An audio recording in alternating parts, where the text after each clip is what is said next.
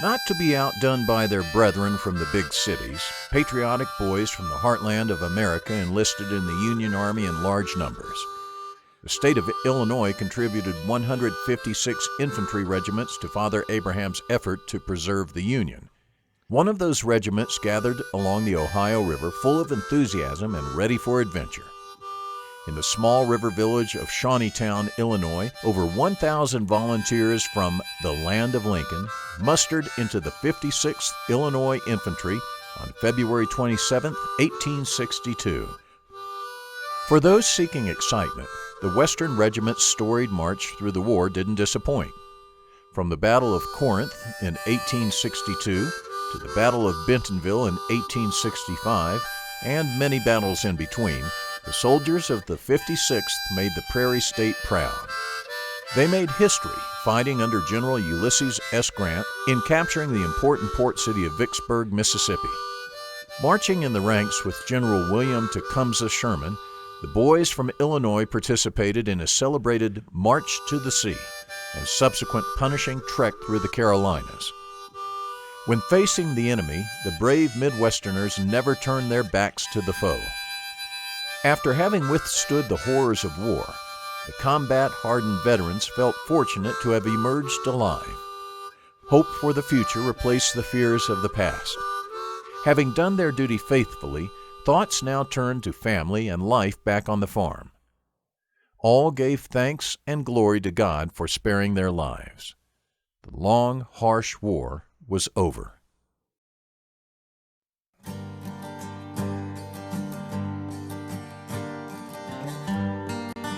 But the cruel hand of fate dealt a crushing blow to the regiment just 10 days before the surrender at Appomattox. Never beaten down by any Confederate army, the regiment faced a powerful adversary unrelated to valor and courage that left them at the mercy of circumstances far beyond their control. Once Sherman completed his destructive path through the Confederacy, the soldiers of the 56th Illinois had fired their last shot in anger. It was time to go home. Docked in the port of Wilmington, North Carolina, a troop transport waited to carry the regiment on the first leg of their journey. A regiment touched by the hard hand of war, numbering just 205 soldiers, boarded the transport General Lyon along with many civilians, including dozens of women and children. Joining them was a contingent of 107 frail prisoners recently released from Southern prisons.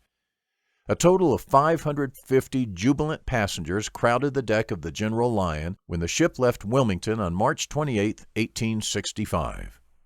Morale soared among the veteran soldiers on board as they all looked forward to home, hearth, and loved ones. Optimism ruled the day, with men chatting about life after war. A serene and peaceful ocean invited them home. But the fickle god of the seas, King Neptune, soon rescinded the invitation without warning. On the third day of the journey, disaster struck. An unexpected storm suddenly battered the ship. Far off the coast of Hatteras, North Carolina, the distressed vessel was tossed about forcefully in an angry and violent sea. With winds steadily increasing, the rolling ship battled a savage ocean, crashing across her deck. Besides her passengers, the ship had several barrels of kerosene oil stored below deck. As the storm intensified, the volatile cargo posed an imminent threat to all aboard. The incessant rocking from side to side finally dislodged the barrels, sending many slamming into the sides of the holding area. Several barrels broke open, spewing the incendiary oil over the boilers. Fire ignited quickly and spread rapidly, despite efforts of the men of the 56th Illinois to control the flames. First, the fire devoured the center section, forcing terrified passengers to the bow and stern. Then, the raging inferno spread outward, pursuing the trapped survivors. The ship was doomed. Moments later, all on board had little choice but to jump into the churning ocean.